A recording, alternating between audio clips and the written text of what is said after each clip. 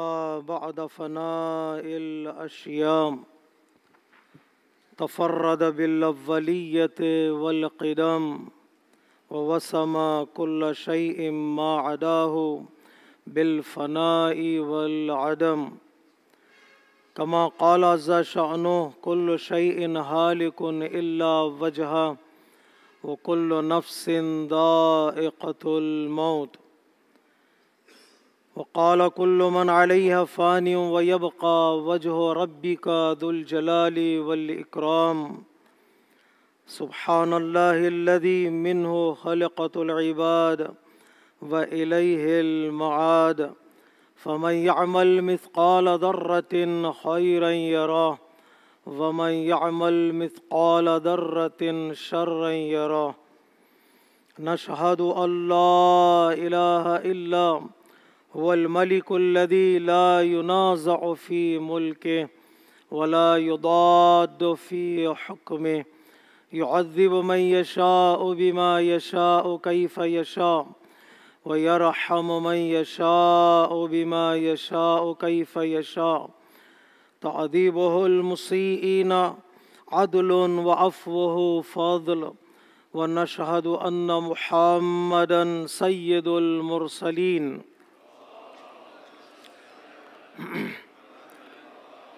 وخير المبشرين والمنذرين، صلى الله عليه وآله الهداة المهديين. من ركب سفينتهم نجا واهتدى ومن تخلف عنها ضل وغرق وهوى. أوصيكم عباد الله بالاعتصام بالتقوى، فإنه حبل متين وعروة أثقى. أما بعد، فقد قال الحكيم في كتابه الكريم وقوله الحق: بسم الله الرحمن الرحيم. يوم لا ينفع مال ولا بنون إلا من أتى الله بقلب سليم. صدق الله العلي العظيم.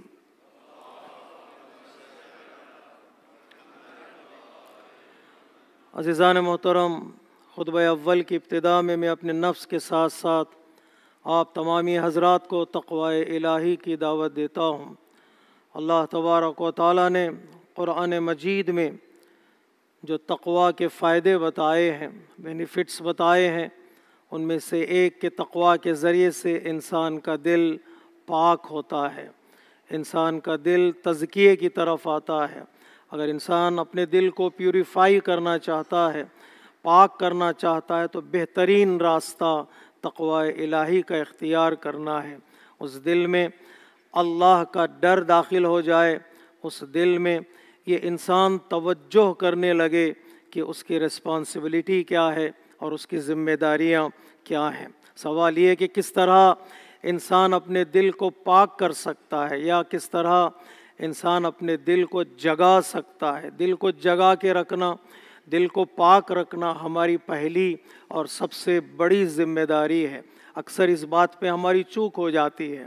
ہم جسم کے پاکی کا خیال ممکن ہے کریں، گھر کی پاکیزگی کا خیال ممکن ہے کہ انسان کے ذہن میں ہو، لیکن دل کی پاکیزگی کا خیال بھی ہونا چاہیے۔ دل ہمارا ہے، ہم جتنا اسے پاک رکھیں گے اتنا ہی ہم اس دل سے فائدہ اٹھانے لگیں گے۔ تو دل کی پاکیزگی، دل کو جگانے کا پہلا راستہ جو علماء کرام نے بتایا، یہی تقوی کے لیول کو بڑھانا ہے، تقوی کو دل میں داخل کرنا ہے۔ جتنا تقوی داخل ہوگا دل جاگے گا، دل بیدار ہوگا۔ جتنا دل بیدار ہوتا چلا جائے گا اتنا ہی یہ دل دیندار ہوگا اور ذمہ دار ہوگا۔ اس لیے مولا کائنات نے نہج البلاغہ میں اپنے بیٹے امام حسن مجتبیٰ علیہ الصلاۃ والسلام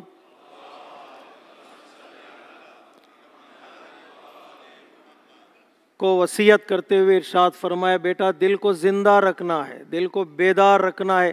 کس طرح دل کو زندہ رکھا جائے، کس طرح دل کو بیدار کیا جائے؟ مولا نے فرمایا بالموعظہ، نصیحتوں کو سنو اور لوگوں کی واعظ و نصیحت کو سنو، بزرگوں کی واعظ و نصیحت کو سنو، انبیاء علیہ الصلاۃ والسلام، ائمہ علیہ الصلاۃ والسلام کی احادیث اور روایات کو سنو اور ان کے سائے میں نصیحت حاصل کرتے ہوئے، واعظ و موعظہ حاصل کرتے ہوئے دل کو جگا کے رکھو، دل کو زندہ رکھو۔ تو لہٰذا ہماری ذمہ داری یہ ہے کہ ہم دل کو زندہ رکھیں، دل کو جگا کے رکھیں۔ کیا ہم کرنے جا رہے ہیں، ہماری رسپانسبلٹی کیا ہے، ہمارا اب کام کیا ہے، اس کی طرف توجہ کرنا بہت ضروری ہے۔ حرام تو انجام دینا تو حرام ہے، مکروہات سے بھی بندہ دور رہے تاکہ دل جاگے رہے اور دل بیدار رہے۔ حتیٰ علماء کرام فرماتے ہیں حتیٰ ہم جو نارمل کام کرنا چاہتے ہیں، کوئی بھی کام کریں جو روزمرہ کام ہے، ہماری زندگی کے ریلیجیس اور عبادی کام ہے، وہ کام کرنے سے پہلے بھی بندہ سوچے یہ کام واجب ہے یا مستحب ہے۔ اگر واجب ہے تو فوراً انجام دے، اگر مستحب ہے تو انجام دینے کی کوشش کرے۔ اس کے علاوہ وہ جو کام نہ واجب ہے نہ مستحب ہے، مباح کام ہے، مباح کام کرنے سے پہلے بھی بندہ سوچے اس کام سے میرا کوئی فائدہ ہو رہا ہے یا نہیں ہو رہا ہے۔ اس کام سے اگر میرا فائدہ نہیں ہے، پوری قوم کا فائدہ ہو رہا ہے یا نہیں ہو رہا ہے۔ اگر قوم کا فائدہ ہے بسم اللہ، اگر ذات اور پرسنل لائف میں کوئی فائدہ ہو رہا ہے بسم اللہ، اگر واجب ہے یا مستحب ہے تو بسم اللہ۔ نہ واجب ہے نہ مستحب، نہ میرا فائدہ نہ قوم کا فائدہ، ایسے موقع پر انسان چپ رہے، خاموش رہے، بہتر ہے کہ کوئی ایسا کام کر بیٹھے جو کام یا مکروہات میں شامل ہو جاتا ہے، یا خود کا نقصان کر بیٹھے گا یا قوم کا نقصان کر بیٹھے گا۔ تو یہ متقی اور پرہیزگار کس طرح اپنے دل کو بیدار رکھتا ہے، پلان بنائے جو بھی کام کرے۔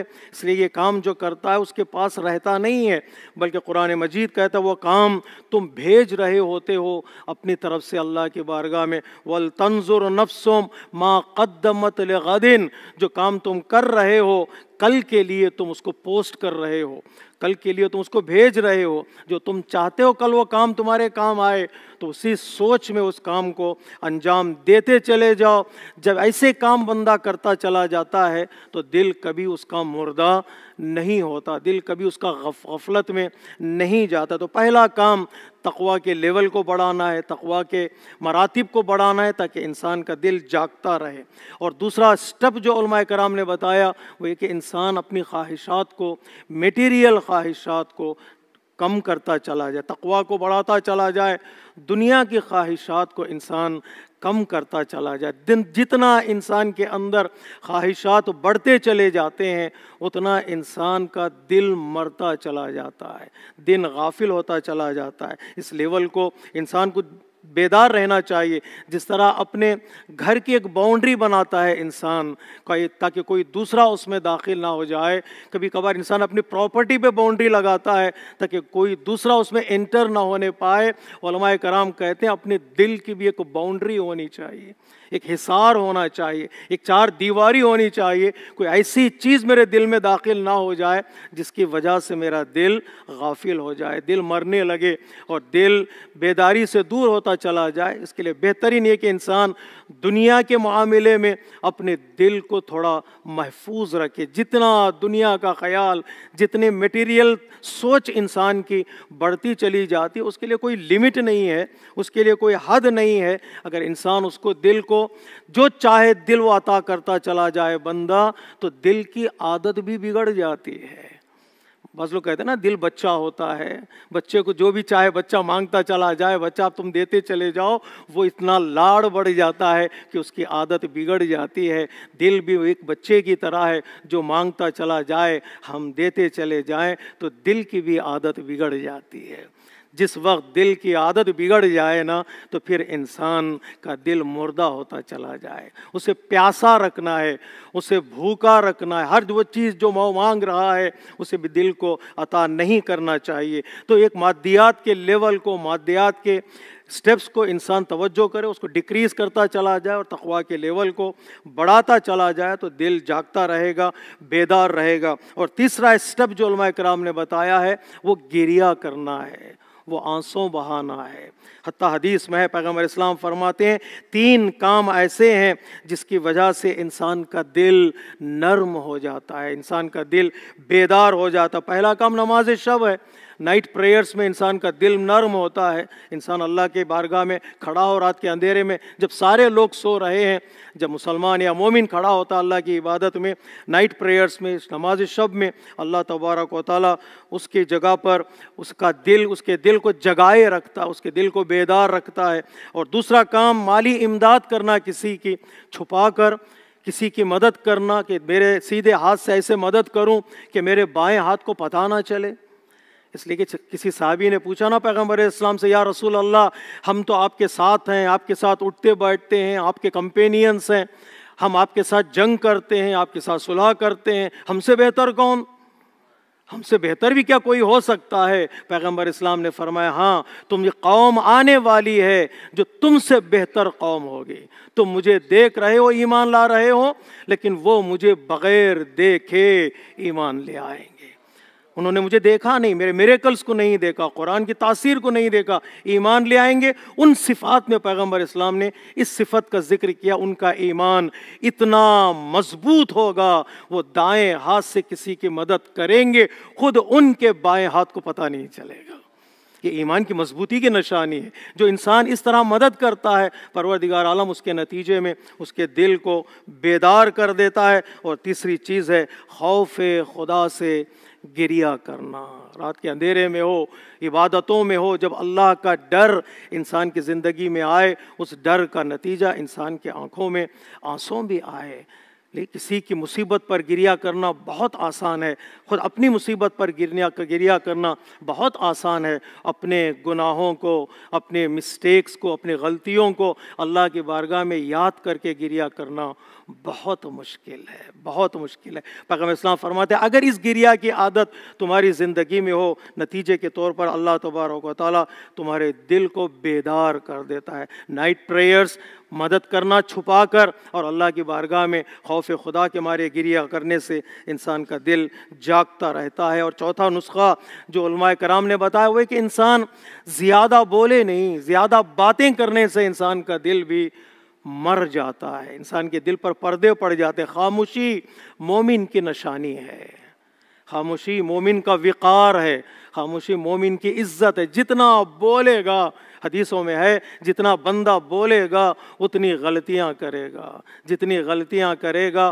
اتنا بے حیا ہوتا چلا جائے، اور بے حیائی کے نتیجے میں انسان کا دل مر جاتا ہے۔ سب سے بری عادت جو ہمارے پاس ہے، میرے سمیت، وہ کہ ہم بولتے زیادہ ہیں، ہمیں سننا پسند ہی نہیں ہے، ہمیں نصیحت سننا پسند نہیں ہے، ہمیں کسی اور کی باتوں کو، مشکلات کو سننا پسند نہیں، اپنی بولتے چلے جاتے ہیں۔ ہم سمجھتے ہیں بولنے ہی میں فضیلت ہے، پیغمبر اسلام فرماتے نہیں، جو سننے میں فضیلت ہے وہ بولنے میں فضیلت نہیں ہے۔ اس کا ایک الگ اثر ہے، اس کا ایک الگ اثر ہے۔ کبھی کبھار قرآن نے کہا قرآن پڑھو، فَقْرَؤُوا مَا تَيَسَّرَ مِنَ الْقُرْآنِ، قرآن پڑھو، پڑھنے کا فائدہ ہے۔ کبھی قرآن کہتا قرآن سنو، سننے کا فائدہ ہے، سننے کا فائدہ۔ فَاسْتَمِعُوا لَهُ، قرآن کو سنو اور خاموش رہو۔ جتنا خاموش رہو گے، قرآن کو سنو گے، اس کا اپنا ایک فائدہ ہے جو ظاہراً انسان کے بولنے میں اور پڑھنے میں وہ فائدہ نظر نہیں آتا ہے۔ پیغمبر اسلام نے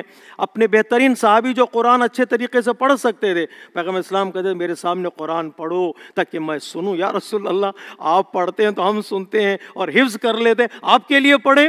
پیغمبر اسلام فرماتے جو سننے میں تاثیر ہے، اثر ہے، وہ پڑھنے میں نہیں ہے۔ اس لیے کہ انسان اگر خاموش رہنا سیکھے، اگر سننا سیکھے، نتیجے کے طور پر کیا ملتا ہے؟ انسان کے اندر اللہ تبارک و تعالیٰ اس خاموشی کے نتیجے میں حکمت پیدا کر دیتا ہے، وزڈم پیدا کر دیتا ہے۔ وہ انسان وائز کہلاتا ہے جو باتوں کو سننے کے قابل بن جاتا ہے۔ جس سے سننے کی عادت ہوتی ہے وہ انسان حکمت سے قریب ہو جاتا ہے۔ تو پیغمبر اسلام نے فرمایا کہ اس کی عادت ڈالو، تمہارا دل جاگے گا۔ کسی اسکالر نے بڑا خوبصورت جملہ کہا ہے، 2 عادتیں میرے زندگی میں آ گئیں، سارے مسائل حل ہو گئے۔ ایک میں نے خاموش رہنا سیکھ لیا، اور دوسرے میں نے مسکرانا سیکھ لیا ہے۔ آج صبح ایکسرسائز میں جو سینئر سٹیزن ایکسرسائز کرتے ہیں نا، صبح منڈے اور فرائیڈے کے دن، فرائیڈے نماز کے بعد چائے بھی ملے گی، منڈازی بھی ملے گی اور فری میں ایکسرسائز کے ٹپس بھی سکھائے جائیں گے. خصوصی طور پر جو سینئر سٹیزن ابو 40 ہیں وہ لوگ آئیں, شریک ہو جائیں. انشاءاللہ جتنا گروپ بڑھتا جائے گا انشاءاللہ اس کا اثر بھی بڑھتا چلا جائے گا, جوش بھی پیدا ہوگا اگر لوگ بڑھتے چلے جائیں گے. چائے پلس منڈازی اور اس کے بعد اس کے ایکسرسائز کے فری ٹپس بھی انشاءاللہ دیے جائیں گے. تو ٹرینر نے ایک جملہ کہا, بڑا خوبصورت جملہ, کہ ایک اسمائل کرنے کی بھی ایک ایکسرسائز ہوتی ہے. جس طرح آنکھوں کی ایکسرسائز ہے, ہاتھ کی ایکسرسائز ہے, اسی طرح سے اسمائل کی بھی ایکسرسائز ہے. اسمائل کرنا سیکھے بندہ, جب سیکھتا چلا جاتا. کچھ لوگ ہونٹ کھولنے کے لیے ایک بڑی ان کی نعمت دینی پڑتی ہے, گفٹ دینا پڑتا ہے تاکہ ان کے ہونٹ کھلیں. نہیں, ایکسرسائز کرتے چلے جائیں. اس کے بعد وہ ٹرینر نے خوبصورت جملہ کہا, اسی طرح آپ گھر جائیے گا ساری پریشانیاں حل ہو جائیں, ساری پریشانیاں حل ہو جائیں. خوبصورت جملہ تھا, شاید ہم نے غور نہ کیا ہو لیکن جملہ بڑا اچھا تھا کہ میں نے 2 عادتیں سیکھ لی ہیں, ایک مسکرانا اور دوسرے خاموش رہنا. خاموش رہنا لڑائیوں کو روکنے کے لیے, مسکرانا لڑائی جھگڑے کو ختم کرنے کے لیے. خاموش رہ جائے بندہ, اکثر بندے جو خاموش ہو جاتے ہیں نا, لڑائیاں شروع ہی نہیں ہوتی. وہیں سے شروع ہوتے ہیں جب سوال کا جواب دیا جاتا ہے, سوال پر سوال کیا جاتا ہے, تانے پر تانا کسا جاتا ہے, تو جھگڑے شروع ہو جاتے ہیں. جھگڑا شروع نہ ہو, خاموش رہنا سیکھو. اگر شروع ہو جائے, حل کرنے کے لیے مسکرانا سیکھ لو تو مسائل سارے حل ہو جاتے ہیں. اس کے نتیجے میں حدیثوں میں ہے کہ دل انسان کا بیدار ہو جاتا ہے, دل جاگتا چلا جاتا ہے. تو یہ چوتھا نسخہ ہے جو علماء کرام نے بیان کیا ہے. 5واں نسخہ جو علماء کرام نے بیان کیا دل کو بیدار رکھنے کے لیے, دوسروں کے امور میں انٹرفیئر نہ ہونا دل کے جگانے کا ذریعہ بنتا ہے. وہ کیا کر رہے ہیں, وہ کہاں جا رہے ہیں, وہ کتنا کما رہے ہیں, وہ کتنا خرچ کر رہے ہیں, ان کے بارے میں سوچنا میری ذمہ داری نہیں, میرے بارے میں سوچنا میری ذمہ داری ہے. لوگ کتنا کما رہے ہیں اس کا سوال مجھ سے قیامت کے دن پوچھا نہیں جائے گا. لوگ کیا کر رہے ہیں اس کے بارے میں مجھ سے پوچھا نہیں جائے گا. مجھ سے پوچھا جائے گا میں کیا کر رہا ہوں, میں کتنا کما رہا ہوں, میں کہاں خرچ کر رہا ہوں. سوشل میڈیا نے جو دروازہ کھولا ہے نا ہمارے لیے فری کالز کا, اور فری کالز کا جو دروازہ کھلا ہے, ہم سمجھتے ہیں فری کال کا مطلب ہے جتنا چاہے بولو, جو چاہے بولو. گھنٹوں بات کرنے کے بعد بندہ کہتا ہے چھوڑ دو یار, ہمیں کیا پڑی ہے, اس سے ہمیں کیا لینا دینا ہے. یہ سوشل میڈیا نے دروازہ کھولا, دوسروں کے بارے میں بات کرو. دوسرا اگر میری تصویر کو لائک نہیں کرتا ہے تو میرے اندر ایک ناراضگی پیدا ہو جاتی ہے. دوسرا اگر میرے چینل کو سبسکرائب نہیں, دوسرا انٹر ہوا میری زندگی میں, تیسرا آدمی انٹر ہوا ہے, دوسرا اور تیسرا آدمی, خود میں اس میں شاید شامل نہیں ہوں گا. میری بات ہی وہاں پر نہیں ہے, میرا تذکرہ ہی وہاں پر نہیں ہے. جہاں تک جتنا لوگوں کے لیے باتیں کرنے کا اور لوگوں کے بارے میں گفتگو کرنے کا چینل ای میل کے ذریعے سے, واٹس ایپ کے ذریعے سے یہ کھلا ہے نا, اس کو روکنا بہت ضروری ہے. اس کا نتیجہ کیا ہوتا ہے, جتنا میں دوسروں کے غلطیوں کو, عیبوں کو پڑھتا جاؤں گا, سنتا جاؤں گا, ان کی پرسنل لائف اور پرائیویٹ لائف میں داخل ہوتا چلا جاؤں گا, روایت کہتی ہے اتنا میرا دل مرتا چلا جائے گا. دوسروں کی اچھائیاں سننا اچھا ہے, لیکن عیب, غلطیاں, قباحتیں, برائیاں سنتا چلا جاتا ہے بندہ, دل مرتا چلا جاتا ہے. اس نے بھیج دیا تھا میں نے پڑھ لیا نہیں, میں اپنے آپ کو, اپنی زندگی کو اتنا ڈسپلن میں لا سکتا ہوں. کوئی بھی اگر مجھے میسیج بھیجنا چاہتا ہے 4 مرتبہ سوچے اسے بھیجنا چاہیے یا نہیں بھیجنا چاہیے. جس طرح میرا گھر محترم ہے اسی طرح سے میرا نمبر بھی محترم ہونا چاہیے. پتہ نہیں جملہ پہنچا کہ نہیں پہنچا. جس طرح میرا گھر محترم ہے اسی طرح میرا نمبر بھی محترم ہونا چاہیے. جہاں سے جو بھی ملا بھیج دو, کہ مولانا بیکار بیٹھے ان کو پڑھتے چلے جائیں گے. جس کے بارے میں جو بھی کسی نے کچھ سنا ہو بھیج دو, شاید پڑھ لے, کچھ اثر ہو جائے, کسی کے بارے میں بدگمانی پیدا ہو جائے. اگر نیت اصلاح کی نہیں ہے, اگر نیت اس کو ہدایت کی نہیں ہے میرے عزیزو, ان کاموں کی اجازت ہمیں دین نے نہیں دی ہے, نہیں دیا. اگر مومن شراب کی دکان پر بھی کھڑا ہو تو 70 ریزنز بناؤ, شاید وہ پیسہ چھٹا کر رہا ہو, شاید پانی خرید رہا ہو, شراب نہیں, 70 ریزنز ڈھونڈو اسے بچانے کے. اور ہم نے تصویر بنا دی اور اس کو ویڈیو میں کنورٹ کیا, اے آئی کی مدد سے, تو بولنے بھی لگا ہے. چاہے اس کی زبان سے نکلے گا مجھے ایک الکوہل کی بوتل چاہیے, اور اس کو فارورڈ کر دیا جاتا, کوئی پڑھ لے, مومن بدنام ہو جائے. اس کی ہمیں اجازت نہیں ہے. سوچنا چاہے 70 مرتبہ انسان سوچے یہ فارورڈ کروں یا نہ کروں, اس کے بارے میں بات کروں یا نہ کروں. نتیجہ کیا؟ میرا فائدہ ہوتا ہے, میرا دل بیدار رہے گا اگر دوسروں کی زندگیوں میں انٹرفیئر نہ ہو جاؤں. حضرت لقمان سے کسی نے پوچھا اتنی حکمت؟ او مائی گاڈ, حضرت لقمان کو اللہ تبارک و تعالیٰ کہتا ہے تو پارٹ آف دا قرآن بن جا. حضرت لقمان سے اللہ کہتا ہے تو پارٹ آف دا قرآن, نہ نبی ہے نہ رسول ہے نہ امام ہے, پارٹ آف دا قرآن. جب بھی زمانہ گزرتا جائے گا حضرت لقمان کو لوگ یاد کریں گے, کیسے اتنا مقام مل گیا وہ لقمان, اتنے بڑے کیسے ہو گئے. حضرت لقمان نے کہا 3 صفتیں ہیں, ایک میں نے ہمیشہ سچ بولا ہے, میں نے امانت داری کا خیال کیا ہے, جو تیسری صفت ہے وہ یہ کہ میں نے کبھی دوسروں کی زندگی میں دخالت نہیں کی ہے, میں انٹرفیئر نہیں ہو سکا ہوں, کسی کی پرائیویٹ لائف کو میں نے بریچ نہیں کیا ہے, وہ کیا کر رہا ہے اس کے بارے میں نے گفتگو نہیں کی ہے, جس کے نتیجے میں اللہ تبارک و تعالیٰ نے حضرت لقمان کو حکیم بنا دیا. اگر ہم بھی چاہتے ہیں ایک حکیمانہ زندگی گزاریں, فل آف وزڈم, ایک وائز انسان کہلائیں, تو ہمیں ان سٹیپس کو فالو کرنا پڑتا ہے. اللہ تبارک و تعالی ہم سب کو توفیق دے کہ ہم دین مبین اسلام کے پیغام کو, میسیج کو فالو کریں, اس پر عمل کریں اور ایک بہترین اور خوبصورت زندگی گزار سکیں. ان احسن الحدیث و ابلغ الموعظہ کتاب اللہ. بسم اللہ الرحمن الرحیم. والعصر ان الانسان لفی خسر الا الذین آمنوا وعملوا الصالحات وتواصوا بالحق وتواصوا بالصبر.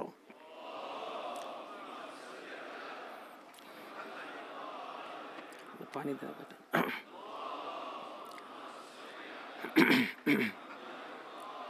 Sorry for the balance. Thank you. I will take it.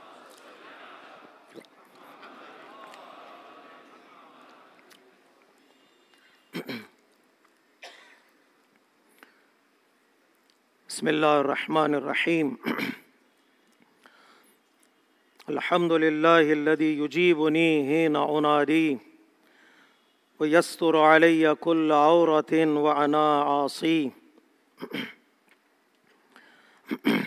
ویعظم النعمۃ علی فلا اجازی فکم من موہبۃ ہنیۃ قد اعطانی وعدیمۃ مخوفۃ قد کفانی وبہجۃ مونقۃ قد ارانی فاثنی علیہ حامدا واذکرہ مسبحا. خطبہ دوم میں ایک بار پھر میں اپنے نفس کے ساتھ ساتھ آپ تمامی حضرات کو تقوی الہی کی دعوت دیتا ہوں.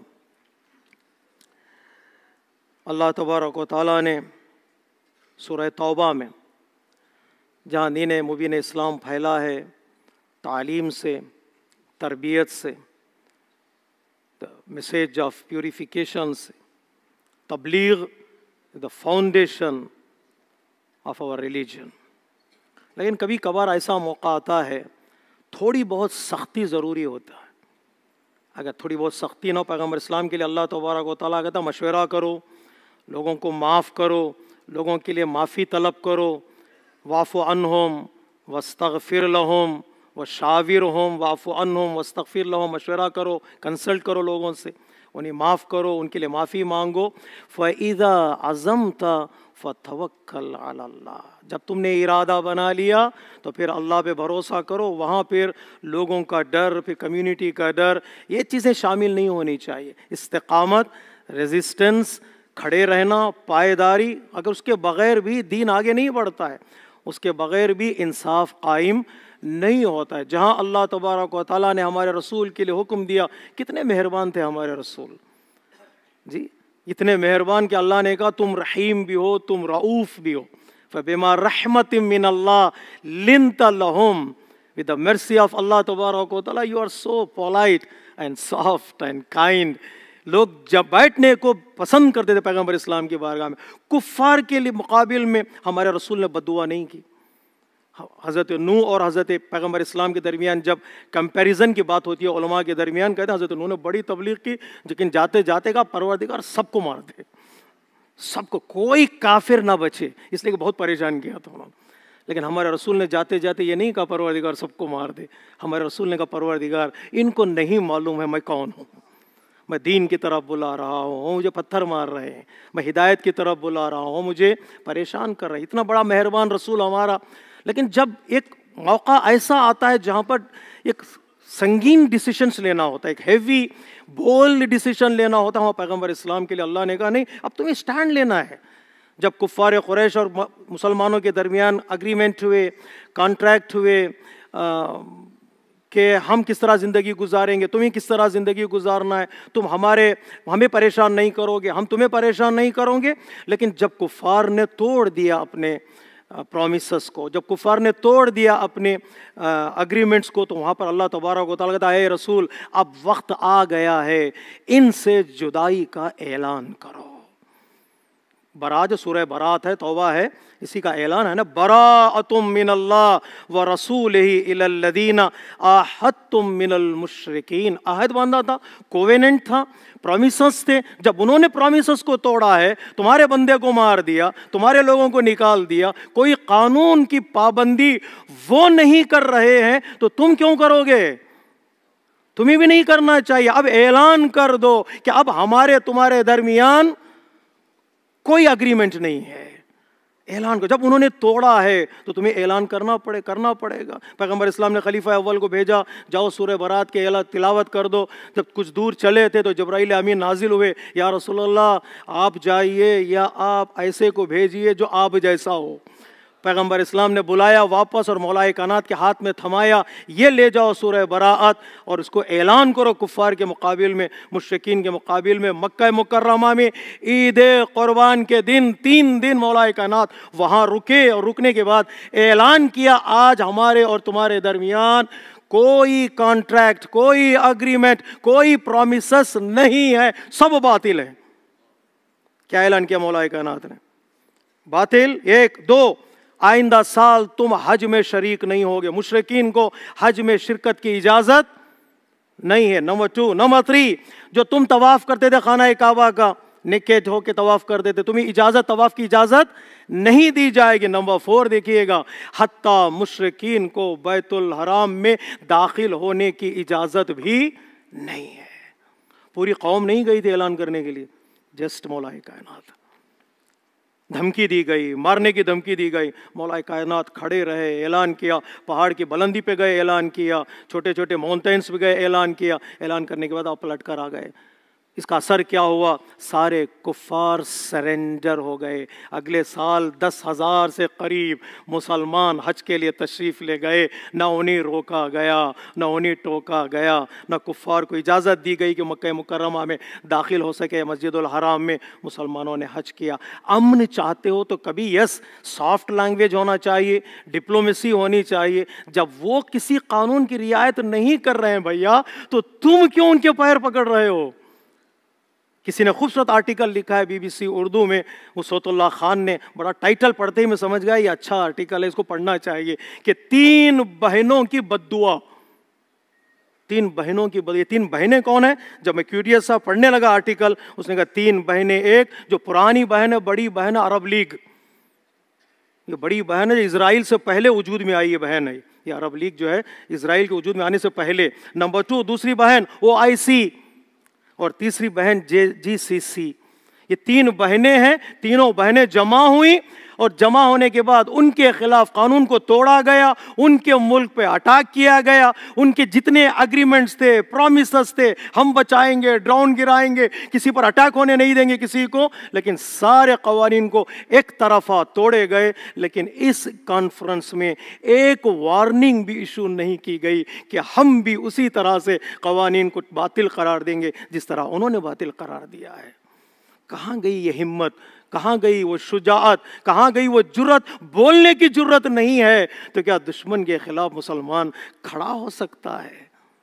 کھڑا ہو سکتا ہے۔ اس کے بعد اس نے 3 بہنوں کی بددعا صرف تھی، 3 بہنیں جمع ہوئی، انہوں نے ہاتھوں کو بلند کر کے کہا پروردگار اسرائیل ہدایت پا سکتا ہے تو ہدایت دے، نہیں تو اسے نیست و نابود کر دے۔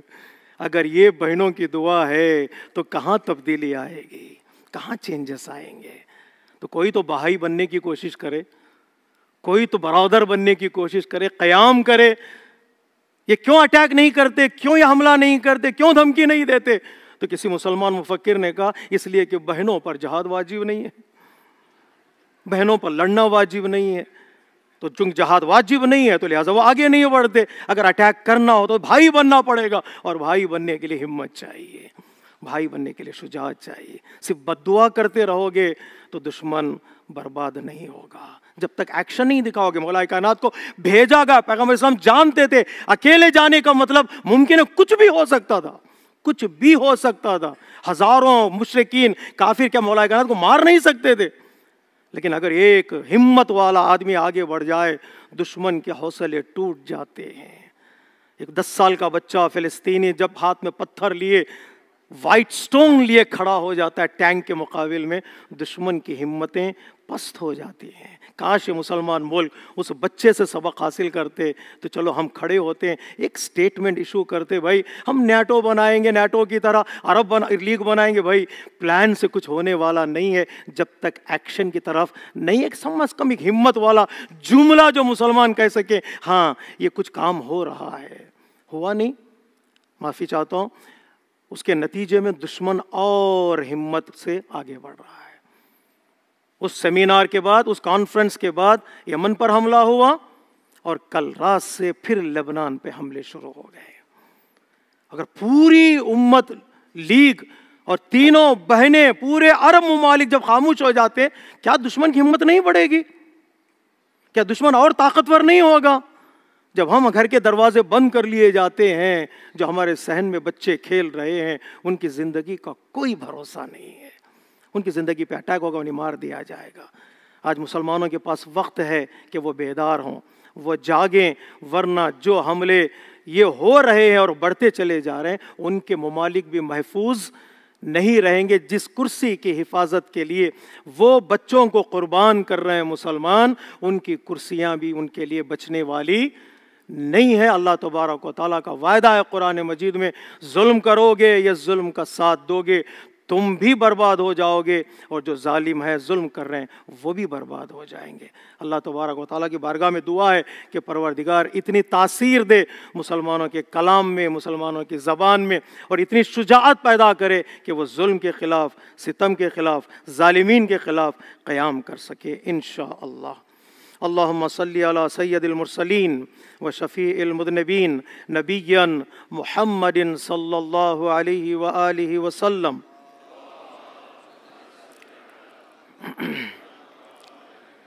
وعلى امام المسلمین وقائد الغر المحجلین امیر المؤمنین علی ابن ابی طالب وعلى سیدۃ نساء العالمین وبضعۃ خاتم النبیین سیدتنا فاطمہ بنت رسول اللہ وعلى الحسن المجتبى والحسین الشہید بکربلا سیدی شباب اہل الجنہ وعلى أئمة المسلمين وقادة المؤمنين علي بن الحسين ومحمد بن علي وجعفر بن محمد وموسى بن جعفر وعلي بن موسى ومحمد بن علي وعلي بن محمد والحسن بن علي عليهم الصلوات والسلام. اللهم صل على مولانا صاحب الزمان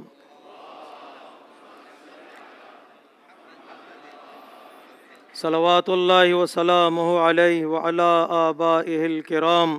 اللہم افعل بنا ما انت اہلہ ولا تفعل بنا ما نحن اہلہ بجاہ محمد وآلہ المعصومین. اللہم اجعلنا ممن یذکر فتنفعہ الذکر.